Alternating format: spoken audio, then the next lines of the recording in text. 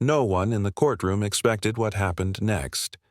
The tension was already sharp enough to feel in the air, but when the defendant stepped forward, chin trembling, hands clenched, eyes reddened from nights she clearly hadn't slept, it became immediately clear that this case wasn't going to be like the others on Judge Frank Caprio's docket. The murmurs stopped. Even the officer in the corner lowered his clipboard. Something was wrong, something big, and no one knew what yet. A teenager had been bullied. A girl had been charged. And a father, the highest-ranking police captain in the city, stood near the back wall with a look on his face that didn't match anybody's expectations of a lawman's confidence. It wasn't anger, it wasn't pride, it was something else, something far heavier. And Judge Caprio, seasoned by decades of human stories, felt it before a word was spoken. The clerk read the charge in a steady voice while the girl stared at the floor. Case number 14B. Defendant, Lila Santori, age 17. Charge, harassment, school bullying, and verbal intimidation of a vulnerable minor, specifically a classmate diagnosed with autism spectrum disorder. Gasps rippled through the room as parents exchanged worried glances. Lila's shoulders tightened at every word, her lips pressing together so hard they turned white. Her police captain father, Marcus Santori, shifted in the back row like a man being forced to watch his world collapse in slow motion. Judge Caprio leaned back in his chair, his expression thoughtful, almost searching. He didn't say anything yet. He simply observed her, the way her hands shook, the way she swallowed every few seconds, the way she refused to look up. Something was off. Some defendants come in angry, some defiant, some careless. But this one, this girl, looked broken before the case had even begun. Judge Caprio folded his hands, letting a gentle silence settle. He'd learned a long time ago that silence often reveals more truth than interrogation. "Good morning, Miss Santori." Her eyes flicked upward for half a second. "Good morning, sir." His voice remained calm, steady, almost grandfatherly. "You understand the seriousness of the charge?" "Yes," she whispered. He nodded slowly, almost too slowly because his instincts were already stirring. There was a heaviness behind her voice, a tremor, a truth struggling to breathe. Over the years he had learned to listen not just with his ears, but with his heart. And something about this girl's trembling presence reminded him of cases where the deepest wounds were invisible. He glanced toward Captain Santori. The man stood rigid, jaw tight, hands clasped behind his back as though standing at attention for a superior officer. But behind his eyes was unmistakable panic, a father's panic. Judge Caprio let out a soft breath. "All right, let's understand what happened here." But the moment Lila opened her mouth, her voice cracked in half. I didn't mean to hurt him." A tear slid down her cheek before she could stop it. She wiped it quickly, embarrassed, but the damage was done. The courtroom leaned forward as one. Judge Caprio's expression softened, but he didn't interrupt. Lila swallowed hard. "The boy's name was Evan McAllister. He's 16. He doesn't like loud noises or people getting too close, and he takes things literally." Lila's breath hitched. Her words came unevenly, like she was fighting a storm inside her chest. "I never touched him," she said. "I never hit him. I just said something I shouldn't have, something mean, and it made him panic. It made him cry. People filmed it. They think I'm a monster." Judge Caprio leaned forward slightly. His voice remained calm, steady. "What exactly did you say, Lila?" Her jaw trembled. "I told him he was weird, that he was embarrassing himself, that no one wanted to be around him." The courtroom stiffened with discomfort. Lila covered her face with both hands. "I swear I didn't mean it. I swear I wasn't trying to bully him. I just wanted him to stop following me around." Judge Caprio raised an eyebrow. "Following you? Captain Santori closed his eyes for a moment as if bracing for impact. Lila nodded slowly. He liked me. Not in a bad way. Not creepy. He just thought I was his friend. He thought I understood him because I helped him once when some boys were teasing him, and after that he attached to me. Everywhere I went. Her shoulders slumped, and I didn't know how to handle it. A girl in the gallery whispered, "Oh my God!" But silence swallowed the room again. Lila continued, voice shaking. He'd wait for me outside class. He'd follow me to the bus stop. He'd sit next to me every lunch. And I told him, nicely, a lot of times, that I needed space. But he couldn't understand it. More tears. She didn't wipe them now. I didn't want anyone to think I was being mean to a kid with autism, so I just kept trying to smile. Trying to be polite. But then the rumors started. Judge Caprio's face tightened with concern. Rumors? She nodded. People started saying Evan had a crush on me, that he was obsessed, that maybe I liked him back. And then someone posted a video making fun of us, calling us the weird couple. Her voice broke entirely. I just snapped. I said those awful things when the other girls were around. I thought if he stopped, if he pulled back, people would stop talking. The courtroom held one collective breath. Lila looked shattered. And after I said it, he froze. He started shaking. He covered his ears and cried. He begged me to stop shouting even though I wasn't shouting. Her voice dissolved. That's when the video went viral. Judge Caprio closed his eyes for a brief moment, long enough to imagine the scene, long enough to feel the weight of a teenage girl unraveling under pressure she never asked for. He thought of his own children, his grandchildren, the fragile divide between cruelty and desperation, between intention and impact. When he opened his eyes, they were softer, deeper. "Lila," he said gently, "what happened after the video?" She inhaled sharply, staring at the ground. "Evan hasn't been back to school. His mom pulled him out, said he's too scared." A few sniffles echoed from the gallery. "And you?" Judge Caprio asked. She hesitated. Then, "I've been getting threats. People call me a bully, a monster. I barely leave my room. And my dad—" She glanced back at Captain Santori. "He's ashamed of me." Captain Santori's eyes glistened. Judge Caprio straightened, sensing the deeper truth still hiding beneath her words. "Lila," he said quietly, "tell me what you're not telling me." Her breath caught. Her father tensed. The gallery leaned in. Lila's lips trembled. Then she whispered, "It wasn't Evan I was angry at. It was someone else." The temperature in the room seemed to shift. Judge Caprio didn't move. "Who?" Her answer came out like a confession torn from her ribs. "My ex-boyfriend." A murmur rippled across the courtroom the instant the words left her mouth. Even Judge Caprio's eyebrows arched slightly, not in judgment, but in dawning realization. The pieces of this case were shifting. Something darker lay beneath the surface. Lila squeezed her hands together so tightly her knuckles went pale. "My ex-boyfriend's name is Ryder. We broke up 3 months ago. He didn't take it well." Judge Caprio nodded for her to continue. "He started spreading rumors about me, posting things online, saying I downgraded from him to Evan, that I was babysitting my new little boyfriend." Captain Santori's jaw hardened, but he remained silent. Lila's voice cracked. "I ignored it at first, but then people started believing him.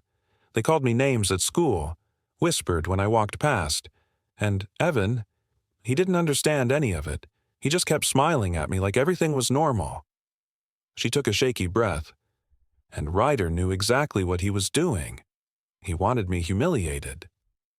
The courtroom listened in frozen silence. One mother in the gallery covered her mouth. A teenage boy whispered, "Damn," before his own mother elbowed him sharply.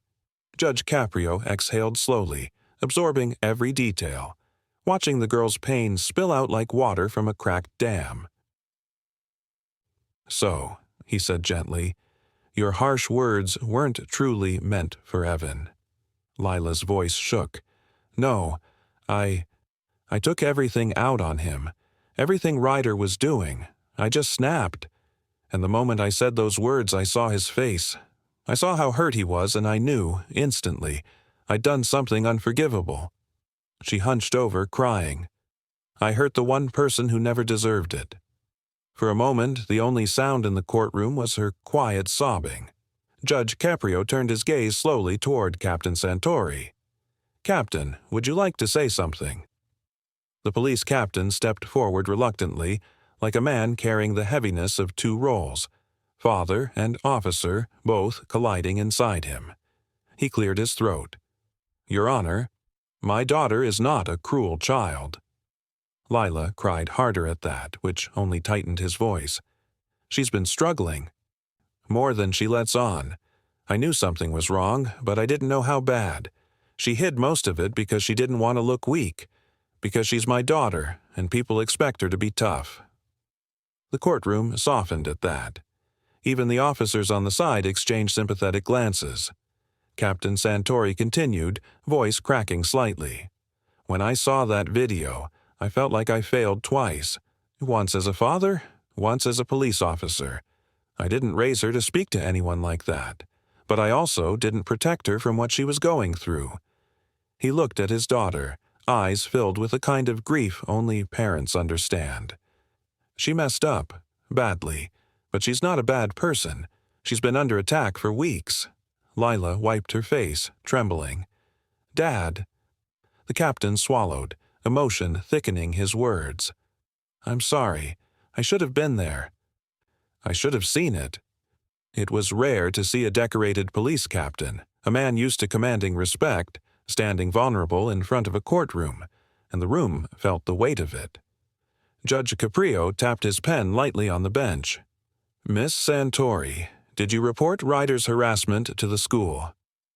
"No," she whispered. "I didn't want to look dramatic. And Ryder, he has a lot of friends. I knew they wouldn't believe me." "And did you tell your father?" She shook her head, ashamed. "No." Captain Santori winced. Judge Caprio turned his attention to the clerk. "Did the school file any report about prior bullying toward either party?" The clerk flipped papers. "None recorded, Your Honor."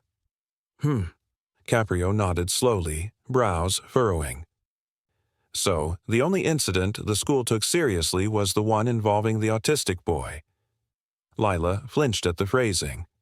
"I'm not minimizing it," the judge reassured instantly. "But I want the full picture." He folded his hands again and studied her with the kind of gaze that stripped away defensiveness but not dignity. "Lila, is there something else? Something bigger you haven't said yet?" Her breath hitched. "There is." Every neck in the courtroom lifted. Judge Caprio remained still. Patient. Wise. "Go on," he encouraged softly. Lila took a long, quivering breath and finally revealed the truth she had been choking on. A truth that made her father stagger back. A truth that made half the gallery gasp. A truth that changed the entire courtroom's understanding. Ryder didn't just bully me online. He threatened Evan. The room erupted. Voices rose, whispers exploded into frantic murmurs. Judge Caprio lifted a hand, restoring order with calm authority. "Explain," he said, voice quiet but firm. Lila swallowed hard. "Ryder saw Evan following me around, saw how attached he was. And Ryder, he hates anything different. He hates anyone who doesn't fit in. He told me if I didn't prove I wasn't interested in Evan, he would make sure something bad happened to him." Captain Santori's face drained of color. Lila's words poured faster now, a trembling confession. "He said Evan was an easy target, that he could make him cry in seconds, that autistic kids are weak, and that if I didn't embarrass Evan publicly, he would." Judge Caprio's eyes darkened, anger controlled but unmistakable. "And that," Lila whispered miserably, "is why I said those horrible things. I tried to scare Evan away before Ryder hurt him. I did the wrong thing for a reason I thought was the right thing." Tears streamed down her cheeks. "I tried to protect him, and instead, I hurt him myself." Her entire body shook in silent sobs. This was the twist, the gut punch that sucked the air from the room. The judge looked stunned, but not because he doubted her. It was because her story echoed a truth he had seen too many times. Sometimes children hurt others because they're desperate to stop a bigger danger. Sometimes cruelty is a mask worn by fear. He leaned back, eyes softening, lips pressing into a thoughtful line. The courtroom waited. The tension was thick enough to carve with a blade. Parents held their breath. Officers stood stone still. Even the clerk looked shaken. Inside, Judge Caprio felt old memories rise. Cases where children lashed out not from malice, but from terror. Cases where society punished the reaction without ever seeing the cause. He thought of his father's teachings, of the belief that justice without understanding is just punishment dressed in formal clothes. "This girl is not a bully," he thought. "She is a child drowning, and everyone only noticed when she pulled someone down with her." He studied Lila carefully. "She is guilty," he admitted internally. But guilt does not erase humanity. Good people make mistakes. Frightened people make worse ones. But it is the intention behind the act that reveals the truth. His heart ached, not for the charge, but for the suffering beneath it. He inhaled slowly, preparing himself. There was still more truth to uncover. And the final emotional revelation, the one that would reshape the courtroom again, was about to surface. Judge Caprio gently asked, "Lila, why didn't you tell anyone?" Her answer was barely a breath. "Because Ryder said, if I told, he would come after me next." Her father staggered a step as though punched. "What do you mean, come after you?" he asked, voice trembling. Lila stared at the floor. He grabbed me once, pushed me against a wall, told me no one breaks up with him and walks away clean." Captain Santori's face went pale with fury and terror. The judge immediately raised his hand toward the captain before he acted on instinct. "Captain, please." The captain stopped, fists clenched so tight veins bulged. Lila looked up at the judge, crying helplessly. "I was scared, Your Honor. I didn't know what to do. I just knew Evan was innocent, and I didn't want him dragged into Ryder's anger. And so," Judge Caprio said quietly, "you became the shield." She nodded weakly. "A terrible shield." The gallery shook their heads, not in judgment but in heartbreak. Judge Caprio leaned in slightly. "Lila," he said, "there is still something you're holding back. I can see it." Her shoulders quivered. Her breath faltered. And with a voice so small, so cracked, so burdened, she revealed the final truth. Evan wasn't the only autistic person in the story. A long pause. Judge Caprio froze. The courtroom froze. Lila's lips trembled. "My little brother is autistic too." The reaction was instant. Gasps. Crying, Captain Santori dropping his head into his hands. Lila broke completely. "I would never hurt someone like Evan," she sobbed. "I live with autism every day. I protect my brother every day." She pressed a hand to her chest like she was holding in a breaking heart. "I wasn't bullying an autistic kid, Your Honor. I was trying to save one." For a long moment, no one, not a single person in the courtroom, breathed. Judge Caprio felt his heartbeat slow, deepen, sink into the gravity of what the girl had just revealed. An entire mosaic of her behavior suddenly rearranged into painful, devastating clarity. Her trembling, her guilt, her desperation, her collapse under the weight of judgment. Lila wasn't just a teenager who'd said something cruel. She was a sister who had spent years protecting a vulnerable brother from a world that didn't always understand him. And now she saw herself as no better than the people she fought against. Judge Caprio's voice softened to something almost paternal. "Lila, why didn't you say any of this earlier?" Her breath shuddered. "Because it sounded like an excuse, and I didn't deserve one.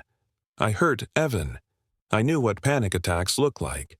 I've seen my brother melt down in public, seen him overwhelmed by noise or pressure. I knew better." She covered her face. "That's why I can't forgive myself." Captain Santori suddenly stepped forward, voice breaking. "Lila, you should have told me. Sweetheart, you should have told me." She looked up at her father with a painful mixture of sorrow and fear.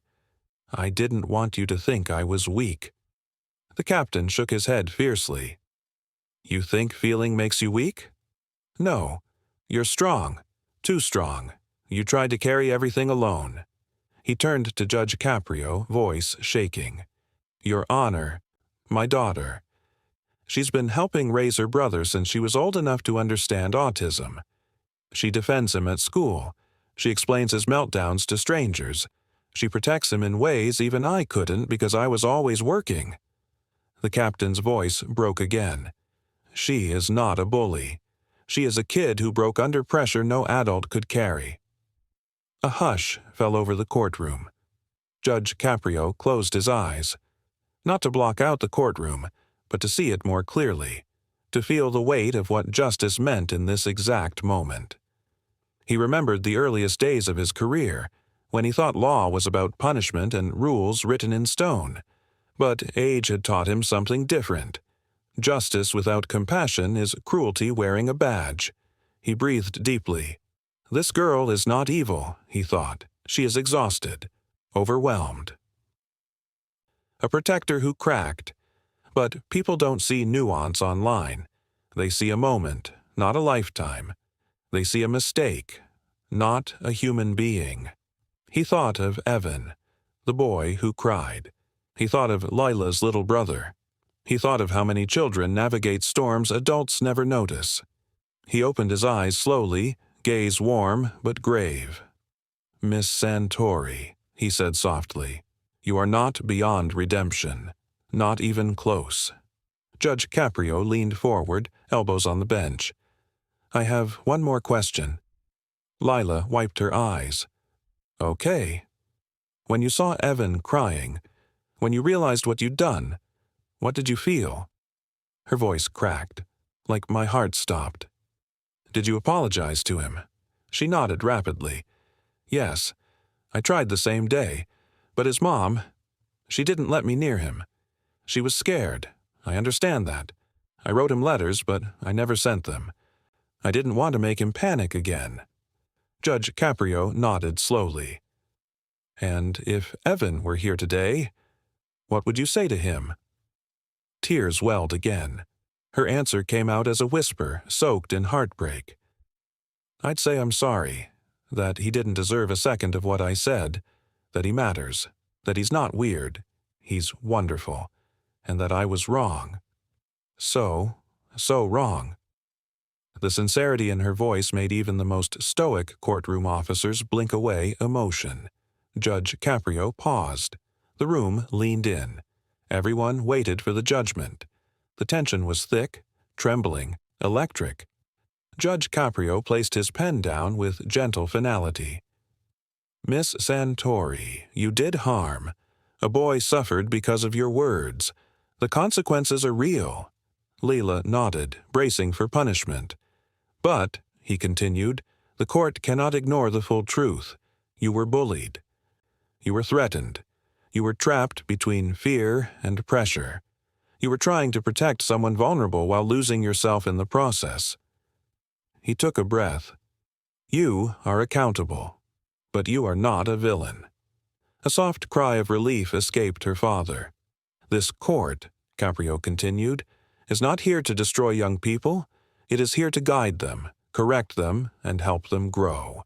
He turned to the clerk. "I am not issuing traditional punishment." Gasps filled the room.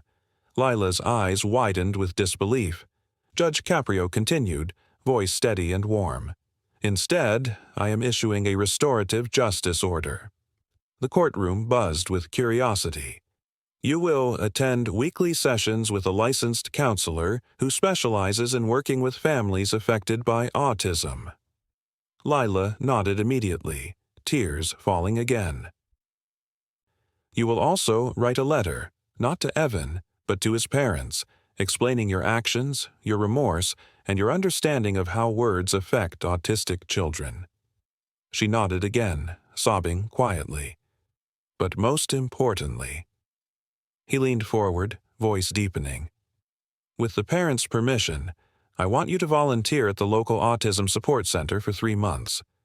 Not as punishment, but so you can continue being what you already are at heart. She blinked, confused. What am I at heart, Your Honor? A protector. Silence. Then, a few sniffles, a heartfelt gasp. Someone whispered, "Beautiful." Judge Caprio finished gently, firmly. You are not being punished today. You are being redirected, because the world needs more protectors, especially ones who understand the cost of getting it wrong. Lila collapsed into her father's arms, sobbing with relief. Even officers in the back wiped their faces. As the courtroom slowly emptied, Judge Caprio remained seated a moment longer, gazing at the empty witness stand. Cases like these, he thought, were reminders. Not every villain is truly a villain. Not every mistake defines a life. Not every moment caught on camera tells the full story. He believed firmly, deep in his bones, that mercy was not weakness. It was justice with its eyes open. Before leaving, he looked once more toward the door where Lila and her father had walked out, arms around each other. Somewhere in that hallway was a girl who had stumbled, and a girl who would rise again. And somewhere else, safely at home, was an autistic boy who needed to know that the world wasn't full of people who wanted to hurt him. Judge Caprio whispered to himself, almost like a prayer, "May compassion always be louder than judgment." The gavel never sounded. It didn't need to, because sometimes the greatest verdict is the one that heals.